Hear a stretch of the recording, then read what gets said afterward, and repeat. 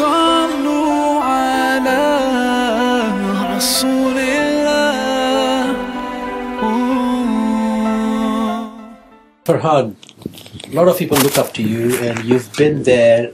You've been working with this platform. You've become a role model. Over the years, you've earned that credibility and that positivity. But your background, coming from show business, where there are highs and lows every minute. One day you're a hero, next day nobody's casting you. How did you maintain, and how did Quran help you to be consistent in highs and lows? I think that Lawrence would, being a psychologist, would understand my point of view a lot better. Anything that I ever tried doing in the form of manipulating anybody or trying to get some benefit from somewhere, thinking that if I get this benefit, I achieve something or I get peace, another conflict would start. And whenever I did something for somebody else, it would give me peace. I wonder why. So I reached this conclusion that peace is definitely in sharing and giving and not getting, So when I grew up, I saw peace and conflict at the same time, living in Pakistan. You see it both. So you think which side you want to be on. So even if you want to be on the good side, you still have to understand both. And in Quran, it's considered as criteria of right and wrong, an attribute called Furqan. Even if you want to be a part of something good, you have to know both. The greatest conflicts I found was inside myself. I myself being the biggest hurdle and disagreeing from inside. Because if I want to feel good at something, I analyze and I see it, I speak about it, and anything that I think would be good for me, I would conceive and listen, But the end result would not be what my objective would be, like to get peace. And I think that if you resolve the conflict from inside first, then the outside automatically is good. Because the conflict you see outside is the result of a lot of hatred and revenge and conflicts going on inside in the hearts and minds of people, which result in that. That's the later part, the outburst of it. And that's how human beings are. So I used to think that if I cannot make the best judgment all the time for myself, because if I'm not feeling good, if I face obstructions in my life or hurdles, it irritates me.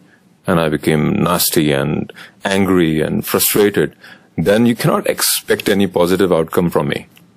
And if things are going my way, then I feel content, and temporarily I might contribute to something that is good as a human, because we have our ups and downs. We're made of intelligence and emotion, Things are not always on your side. Sometimes you have to go against the currents. And so I used to think that how can I first be stable myself, then contribute to something good? And that inside my heart, I wanted to be a part of something good.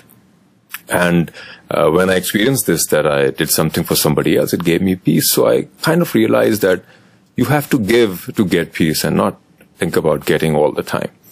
So I used to look around and listen to people and even take advices and see on the media what's happening on the media. And in 1997-98, I came across this platform of Rahman Rahim. And I met the founder of Rahman Rahim, Mr. Babar Chaudhry. And he told me for the first time, which I didn't know, even being a Muslim, like what Brother Imran just mentioned, that Islam means peace, or total submission to get peace. So I thought that how would I get peace by submitting?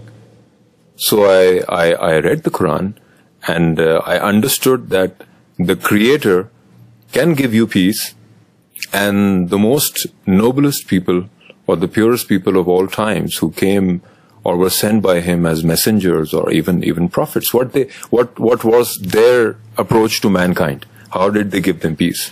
They shared with them. They didn't ask for anything in return. no reward, no nothing.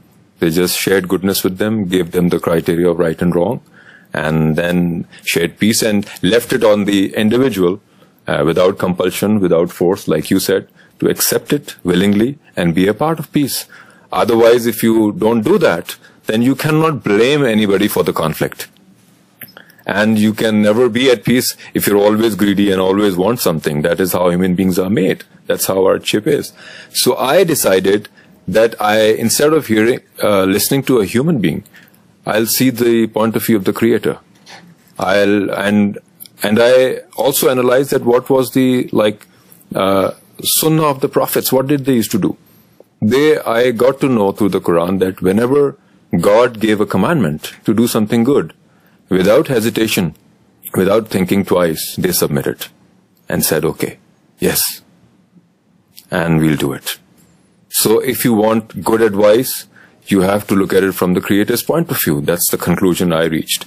So whatever commandment I read about relating to my normal life, like control your anger, give human rights, be honest in your work, give your family, fulfill your family obligations, control your temper, don't be nasty to anybody, don't do any backbiting, don't manipulate people, don't look down upon people, be a law-abiding citizen, follow the rules and regulations, walk on the straight line. So I tried adopting that in my life and decided that the peace that I felt from that initiative, I want to maintain that. And ever since I've been a part of this platform of Rahman Rahim, and like earlier Imran said, that we don't expect anything in return. I have everything, and all those things that have been given to me as blessings in my life in the form of family, work, fame, name, and everything, I enjoy that more now. And I'm in a more positive state of mind to be a part of anything. Even a cause such as yours that you're doing for humanity and working globally for peace and conflict situations all over the world, educating people. You will, I think, in this frame of mind, a person will always make a positive contribution anything he gets attached to. So I made that my modus operandi, and I'm trying to follow that. Peace be upon all the chosen ones.